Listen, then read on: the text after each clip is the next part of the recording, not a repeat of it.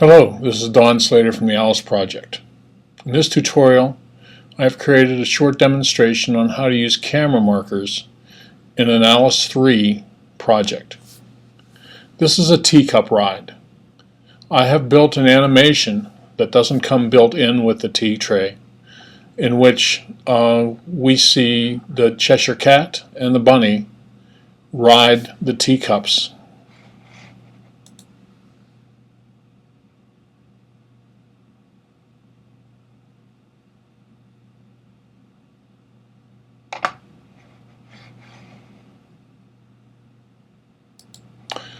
What we would like to do in this project is to get the personal point of view of the Cheshire Cat as it is riding. In order to do that, we are going to create camera markers and then move the camera to those positions in order to get that first person ride experience. I click on Setup Scene.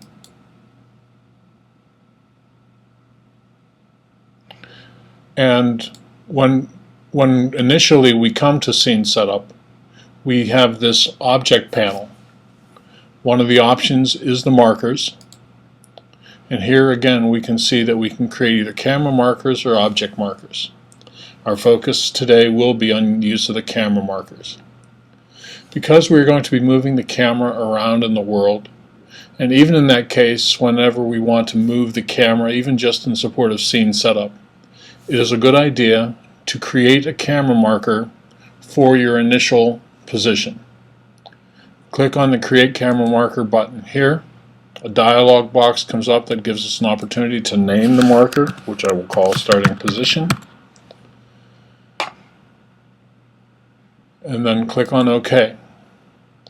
And I now have a Start Position camera marker shown in the Properties panel.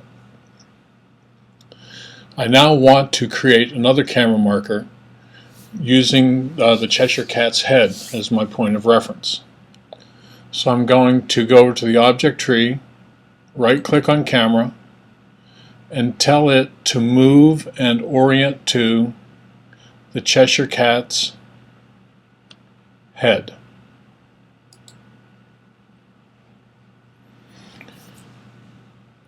I want to fine-tune this a little bit, and so I will also tell the camera then, using procedures, to point at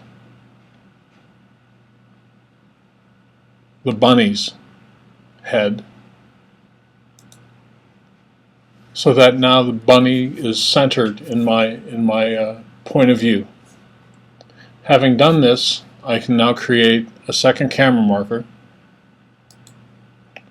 for this cat position.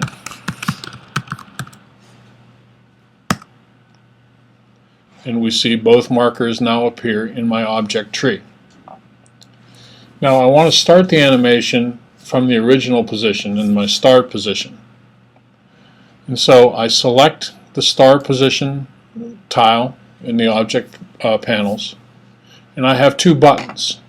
One of which I will move the particular camera position that I have right now and move it back to that marker.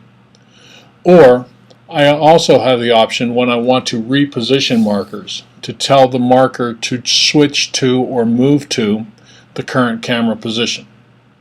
I'm interested though in moving the camera back to the original starting position, so I will click on this button. And now my scene is set up and ready to go. Also notice that I can see the marker that looks like the camera here in my scene. That is visible during scene setup. We would not see it in our animation. So I click on the Edit Code button, and I'm now ready to generate my code. I'm going to keep this initial T-tray animation, and after it's done, then I want to change the point of view to the Cheshire Cat. I select Camera from my instance menu. I find the Move and Orient command, and I drag it into position in the code editor, and I select the cat position.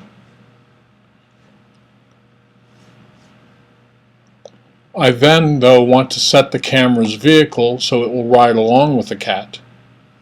And so I will find the set vehicle procedure, pull it into the code editor, and then I will just select the Cheshire Cat as the vehicle for the camera. Having done this, I will then copy the code by holding down on the Mac the Option key, on Windows the Control key, and I can drag it down, and so I have now duplicated the T-tray animation.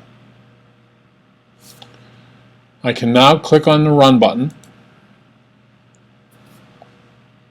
and I watch the initial animation, cat and bunny spinning around in their teacups.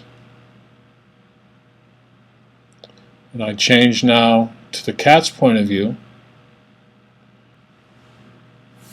I hope this demonstration is helpful, and look forward to hearing any of your comments or questions. Thank you.